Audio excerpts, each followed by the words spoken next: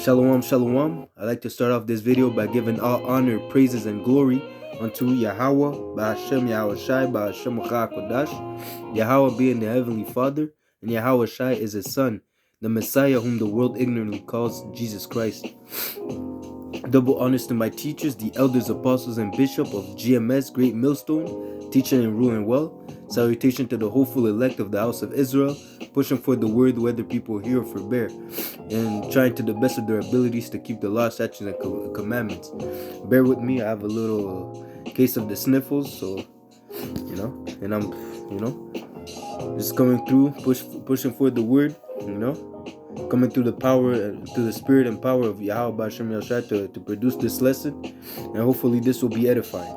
Okay, I'd like to start off with Romans 12:1, and it reads, I beseech thee, therefore, brethren, by the mercies of Yahweh Ba'ashem Yahushua, that ye present your bodies a living sacrifice, holy, acceptable unto the Most High, which is a reasonable service. And that goes into doing the work. Okay, once you acquire that knowledge of this truth, you have to start applying yourself. It's one thing of knowing, it's another thing to applying yourself. Wisdom, if you do not apply it, it has no worth. And that's what makes it valuable, is because you have to use it at the end of the day. Okay, you have to, once you have this truth, it's a reasonable service. Okay, it's expected of us, man. You imagine a light that shines bright, and you have a light bulb, and you never use it. You use it as a paper holder, but that's not its purpose. Its reasonable service is to produce light, to enlighten the room. So that's the same thing as us with the scriptures. With this knowledge, we have to enlighten the world, because we are the light of the world. We're not meant to be hid. We're out there to preach this gospel. As freely was given, freely shall we give. And it says, and be not conformed to this world, but be ye transformed by the renewing of your mind, that ye may prove what is that good and acceptable and perfect will of the Most High. We have to come back to the understanding that at one point we were walking as Gentiles, fulfilling the lust, fulfilling the will of the Gentiles. Right? We're walking not knowing what we were doing, chasing the American dreams, chasing after a woman, chasing after a bag, chasing after a job, chasing after an education, trying to make it in this society, But after you find out this truth, you realize, as it says, once that merchant found that goodly pearl, he sold all that he had so he can obtain that pearl, And that's exactly what we do, We put everything on the back burner so we can seek Yahweh Ba'ashem Yahushua, and that we can be accepted of Him. That we can, as it says, that we may prove what is good and acceptable and the perfect will of Yahweh Ba'ashem Yahushua. Okay, and that is to gather the elect, right? That is to gather people into the marriage of the Lamb, right? But and I brought that precept to bring out the fact that at one point we were walking as Gentiles, but now that we have this understanding, our eyes are open to who we really are. Because without knowing who you are, you don't know where you're going. You don't understand your purpose, right? But as it tells us in Ecclesiastes 12:13, the conclusion. Let us hear the conclusion of the matter. We must fear the Most High and keep the laws. And then we have to fear the Most High and keep His commandments, and that is the duty of man, and more particularly the Israelite man.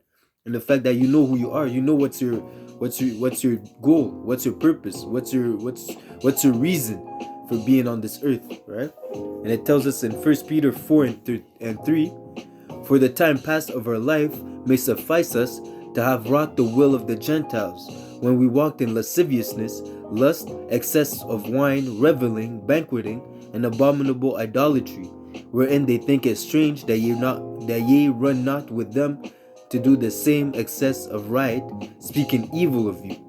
Okay, and that's the fact that at one point these people that were in the world, once they see the transformation, once they see that you're not about that wicked lifestyle, they start looking at you funny. They start becoming your enemy. As it says, I might become your enemy because I tell you the truth.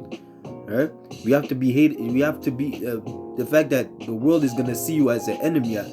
You see, it tells us he that departed from evil, making himself a prey. And why is that? Because the whole world is surrounded in darkness, complete wickedness, man. That's the way the world is turning, right? It's moving through the wickedness in darkness, right? And the fact that you separate yourself from the world, from this wickedness, and you're following Yahweh Hashem Yahshai to the best of your abilities, that makes you an enemy to the world. And it tells us in Matthew 10:22, and ye shall be hated of all men for my name's sake, but he that endureth to the end shall be saved. All right. So the beautiful thing is the Lord is telling us that this is a straight path, meaning difficult path. But at the end of the path, you get a reward. He that endureth until the end, the same shall be saved. So like you see, it tells us in Matthew 5:11, blessed are ye when men shall revile you and persecute you, and shall say all manner of evil against you falsely for my sake. Rejoice and be exceedingly glad, for great is your reward in heaven. For so persecuted they the prophet which were before you. Okay. Blessed are ye, because our reward is great in heaven. At the end of the day, we're not looking for friends once you're in this truth, man. Once you have this understanding, you know that you're fighting for a greater purpose. You're not gonna lose your spot in the kingdom for friends in this world, man. Right? And most of these people that are so-called good people in the world, man, when the famine hits, they're gonna turn into cannibals. Low lives. They're not gonna be trustworthy. You're gonna see demons really pop out of the people that you see smiling every day, your co-workers, this and that. When all the tribulation, the plagues of the Lord really comes down, all these people, you'll really see the demon that they are inside of them, man. Because right now everything is going so-called well. You can still go to the groceries, you can still go to the movies. The devil is not coming down with great wrath, to the point where people are going crazy, But soon, man, when there's no more food, people went crazy for I remember the brother was saying that how people were going crazy over the Popeye's chicken sandwich, fighting each other for that, man. So now, and that was just for the chicken sandwich, but there was other options. They could get chicken fingers. They could get they could get a poutine or whatever. But these people, they went crazy over a sandwich. So now imagine when there's not gonna be any food, man. These people are gonna go crazy, right? And these people, these Edomites, they don't shy away from blood, right? They might cut off your leg, they might cut off the neighbor's leg and start eating it raw. It's not gonna be nothing for them, man, at that point. Okay? So it just tells us, blessed are ye when men shall revile you and persecute you, and shall say all manner of evil against you falsely for my sake. Right? And all that is because they hate Yahweh Hashem Yahushai. Okay? You see, they hate us. Okay? They hate us because they hate Yahweh Hashem Yahushai. As it says in John 15:18, if the world hate you, know ye that it hated me before it hated you. Okay? If ye were of the world will love its own. But because ye are not of the world, but I have chosen you out of the world, therefore the world hated you. You see, and again, that's the Lord that chose us, right? The Lord chose us. We should count ourselves even more blessed. Just the fact that He gave us this understanding, the fact that we know that all this, like I said in the lesson yesterday, that He revealed it unto babes. It's not of ourselves; it's the Lord that revealed it unto us, man. We have to give Him honor, praises, and glory even more for that, man. Every day you wake up and you're in the truth, in your right mind. You have to thank the Lord, man. It tells us in 1 John 2:15, love not the world, neither the things that are in the world. If any man love the world, the love of the Father is not in him. For all that is in the world, the lust of the flesh, the lust of the eyes, and the pride of life is not of the Father, but of the world. The world passeth away, and the lust thereof, but he that doeth the will of the Most High abideth forever. Little children, it is the last time, and ye have heard that Antichrist shall come. Even now are there many Antichrists, whereby we know that it is the last time. So basically, that was just to say that that the fact that we love Yahweh Hashem Yahushai, we're gonna be hated of the world. But again, in retrospect, the Lord is telling us not to love the world, right? So that's that clash, the godly against the sinners and the sinners against the godly, right? Because if you love the world, the love of the Father is not with you, right? Because if you love the world, you're not gonna try to keep the law, statutes, and commandments to the best of your abilities. You're gonna be working 24/7 so you can get that, so you can become a millionaire. You know, you're gonna chase that bag. You're gonna chase over. You're gonna commit idolatry. You're gonna do all sorts of abomination. You know, you might even sell your soul for a contract with Esau. You know, you never know. You know, and again, it tells us that ye have heard that Antichrist shall come. Even now are there many Antichrists. Right? When you break it down, it really goes into anti-Hamashiach. They're anti-Messiah. You know, anyone that is against the truth is against Yahweh B'Shem Yahushai. The fact that you're not with them, you're an Antichrist. You know, it doesn't matter if you're a Christian or Buddhist or atheist. Any other doctrine does not conform to the doctrine of Yahweh B'Shem Yahushai, the doctrine of Great Millstone. You know, they're Antichrist. You know, because they don't conform to the truth. Okay, there's only one truth. There's only one way. That's how we know that all these other doctrines are false and vain. You know.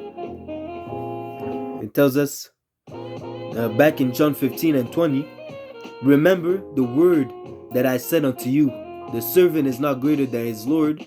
If they have persecuted me, they will also persecute you. If they have kept my sayings, they will keep yours also. That's how you know the difference. You know, as it says, the world heareth not you. If you were of the world will hear you. But those that hear us, those that hear Yahweh Hashem Yahushai hear us. You know. Those that really hearken unto this truth, that's how we know that, okay, this guy, he might be a hopeful elect, or this woman might be a hopeful woman, you know, hopeful elect of, you know, hopeful sister. You see? And it tells us, but all these things will they do unto you for my name's sake, because they know not him that sent me. If I had not come and spoken unto them, they had not sinned, but now they have no cloak for their sins. He that hated me hated my Father also. If I had not done among them the works which none other man did, they had not had sin. But now have they both seen and hated both me and my Father. Okay, and that's not something that you want to be. That's not a category that you want to be in, man. You know, you hate the Creator and His Son. What do you expect is gonna happen unto you, man? You know, the Lord is not gonna have mercy upon you, man. It tells us, they that do not show mercy, no mercy shall be shown unto them. Roughly paraphrasing, you know. But that's just to say this, man. You know, the Lord is no joke. If you don't submit yourself to His will, you're really an enemy. You know, the Lord is a great King. He's the greatest King. You know. A king on this world, a king of this world, let's say Caesar, you know, a Caesar or King David, you know, but King David was a meek man. He might forgive someone, but anyways, you know, any other king, you know, if you mess up with him, if you do not obey him on the spot, you will be slain, as it says in Luke 19:27. But those mine enemies, which were not that I should reign over them, bring hither and slay before me. Okay, so if you do not bow down to the will of Yahweh Hashem Yahushai, you know, you're gonna be destroyed. Okay, and ultimately it tells us that at the end of the day, man, when Yahweh steps in the scene, every knee shall bow, man. There's gonna be a point where everyone's gonna have to acknowledge the truth. Okay, there's not gonna be any denying it, man. The truth is going to be there on the scene, and you'll have to accept it. You have to bow down and realize this is the true power of Israel.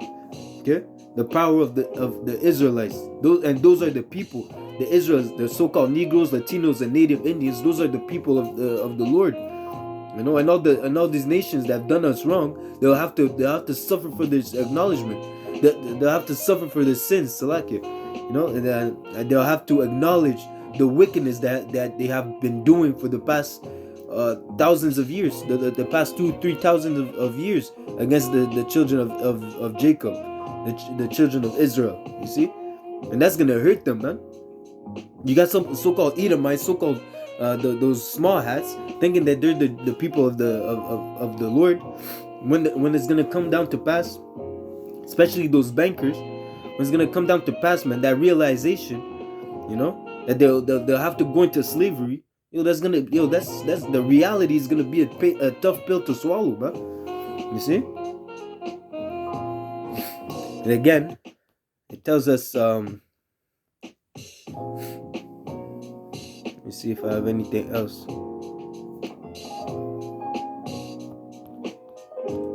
I'll finish up with this.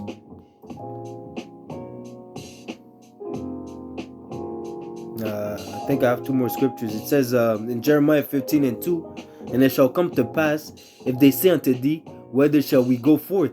Then shalt thou tell them, thus saith the Lord, such as are for death, to death, and such as are for the sword, to the sword, and such as are for the famine, to the famine, and such as are for the captivity, to the captivity. I will appoint over thee 4 kinds, saith the Lord, the sword to slay, the dogs to tear, and the fowls of heaven, and the beasts of the earth to devour and destroy. Okay, when these people are gonna look for answers, all these people that right now, they're putting Yahweh Shem Yahushai on the back burner, telling them, I'll seek the Lord tomorrow. Whenever I have time, I'll seek the Lord. When they see us in the corners, they laugh at us, they muck and scoff. There's gonna be a time where they're gonna look for answers. They're gonna come to us, man, and then we're gonna tell them, those that are for death, to death, those that are for famine, those that are for captivity, to the captivity. Right? Choose, man.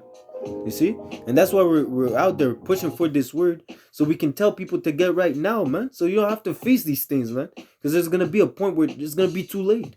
There's gonna be a point where it's gonna be too late, man.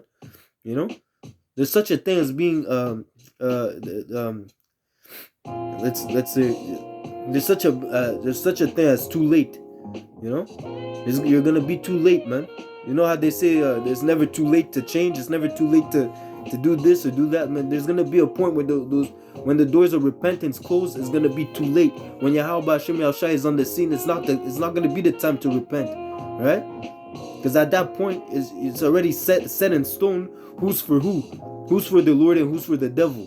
Okay, who's for salvation and who's for death? All right, it's already gonna be set in stone. It tells us in 2 Ezra 15:1, behold, speak thou in the ears of my people the words of prophecy, which I will put in thy mouth, said the Lord. So the Lord will give us, will put his word in our mouth.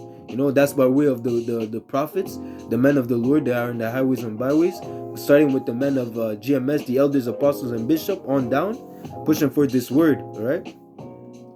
In truth and sincerity, okay?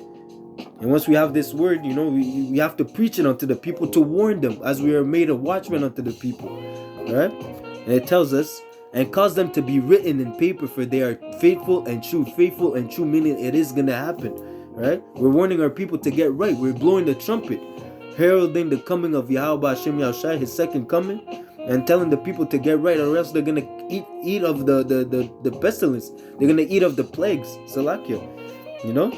There's going to be a missile waiting for your ass, man. See? Excuse my French. You see? And it tells us again, fear not the imagination against thee, let not the incredulity of them that trouble thee, that speak against thee, for all the unfaithful shall die in their unfaithfulness. Okay, so there's even a penalty for unbelief, which is death. The simple fact that you do not believe, you're going to die. Okay. And that's part of the urgency of the message. That's why that's why the men of the Lord have been in the highways and byways pushing for this word, calling upon the people to come back into this truth, man. Telling the people of the Lord, the Negroes, Latinos, and Native Indians and the speckled birds, whether you look for as a different nation, either you look so-called Asian, so-called Arab, so-called Caucasian. If your spirit resonates with this truth, and you acknowledge that this is the way, and you walk therein, the Lord might have mercy on you, man. The Lord says, I will have mercy on whom I will have mercy. But it's better to put your chips on the right bet from the start, man. That's why you're doing the work, not only for yourself, but not only for those that listen, not only for those that will hearken unto this truth, but for yourself also. Okay, because we are all sinners in this thing. As I said in the beginning, we all walked in the will, we all did the will of the Gentiles at one point, to walk in lasciviousness, all matters of wickedness. So we have a lot of things that we have to be forgiven for, and not only in this life, but it's also in the past lives, man. All right. So we have a lot of things to be forgiven for. And again, as I said, there's a penalty for unbelief. Okay. And the Lord, because it said at the end, I'll finish with this, and it says, "Behold, said the Lord, I will bring plagues upon the world, the sword, the famine, the sword, famine, death, and destruction." All right. So there's and the fact that it's coming, it is faithful and true. It will happen. All right. We're placing our bet that this will happen. All right. And knowing this, we're doing exactly what we need to do to escape punishment, as it tells us. Let me bring this up. I believe there's a scripture in Wisdom of Solomon.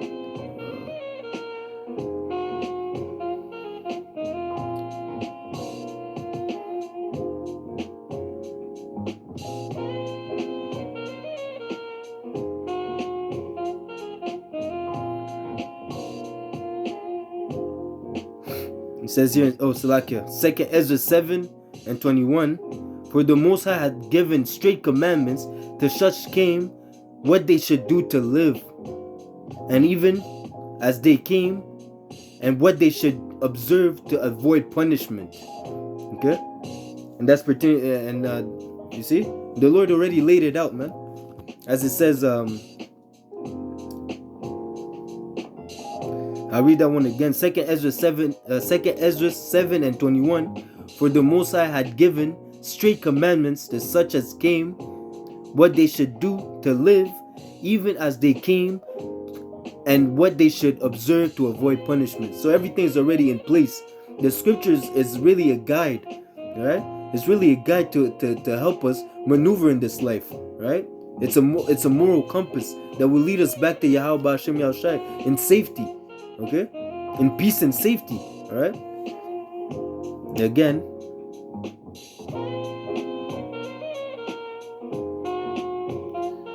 end up with this.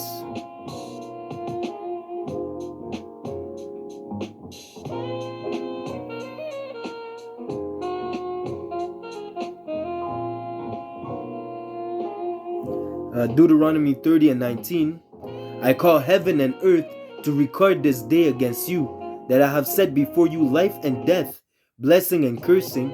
Therefore choose life, that both thou and thy seed may live." Okay? So the fact that the Lord already has set life and death before us, right? Even if free will doesn't exist, the Lord gives us how do we say that? A notion, free will doesn't exist, but He gives us the illusion of free will. You see, because everything is already recorded in heaven, right? So the fact that people think that they have free will, but everything's already recorded. Even the fact, how you go to bed, everything's already programmed in your head what you're gonna do. So the Lord already knows if you're for the world or if you're for Him, right? He already knows, because Yahweh Shai said, "Those that are in my hand, no one can pluck them out of my hand. Those that the Lord has given unto me, no one can take them out of my hand." We belong. Those that belong to Yahweh Ba'ashem Yahushai belong to Him. As we know that there's going to be a point where the Lord is going to give a set of mark on those that sigh and cry for the abominations that are going on in the midst of the city, meaning the world. Yeah, because Israel is scattered all over the world, and Jerusalem is wherever the Israelites are, because Jerusalem is the people before it's the place. Right? So when it says that the Lord is going to set a mark on the people, set a mark on the people that sigh and cry in the city, that city is really the world. In the midst of Jerusalem, we're all over the world, man. You see? So that mark of exemption is going to be what separates us from the world, because the world will have the mark of the beast on them, the MOTB. That's what they'll have, the microchip, right?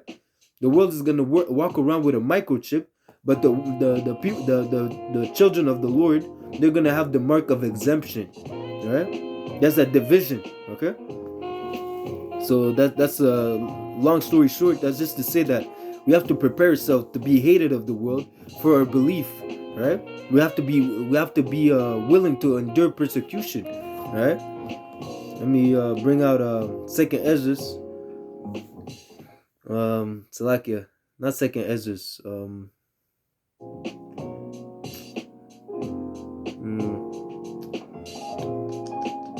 Sirach, the second chapter.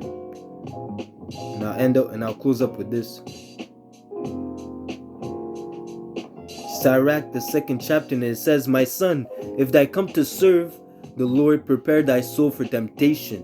Right? We have to prepare ourselves for temptation. He that departed from evil maketh himself a prey. Right?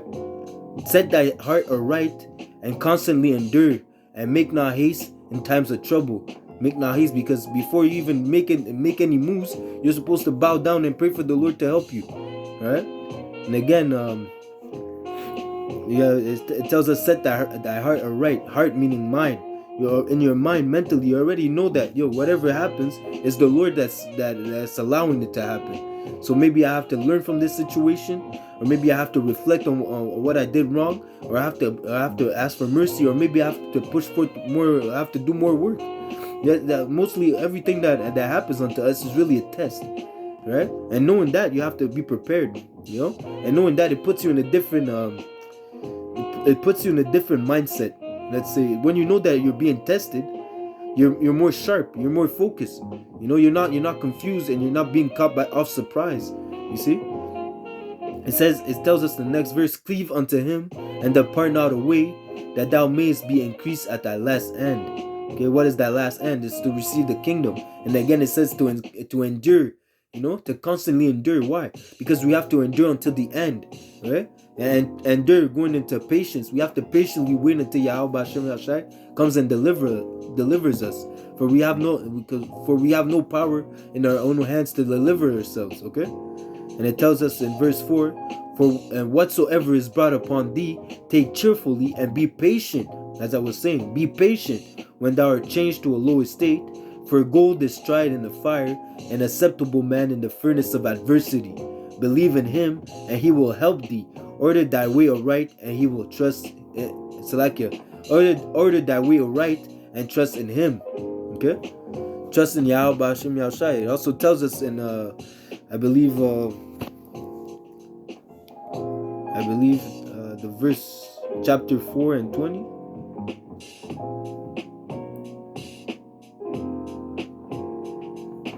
Was it this one? Or 28. Yeah, Sirach 4 and 28, it says that strive for the truth unto death, and the Lord shall fight for thee.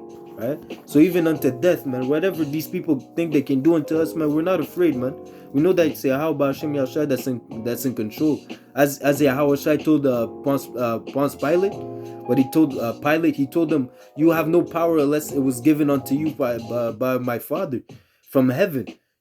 So the only reason you're acting up right now is because the Lord is allowing this. You see, because many times before the people wanted to catch Yahweh Shai, to catch him slipping, but it never happened because it wasn't his time, right?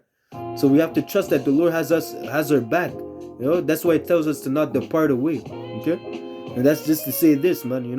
Prepare yourself for temptation. Prepare yourself to be hated of the world, but also prepare for the Lord to deliver us in a miraculous way. Right? You have to prepare yourself to witness miracles. You have to be prepared to see the unimaginable happen right in front of your eyes. Right?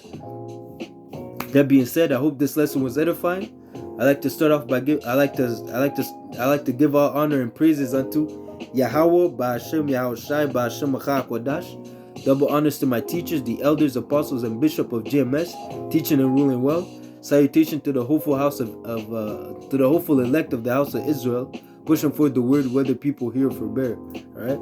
Shalom, shalom, shalom. DTA Ababa Ba, Kwam Yashala. Soon, we're almost out of here, man. Another day, another fight. Sooner than later, we'll be out of here, man. Keep on fighting and endure until the end. Shalom.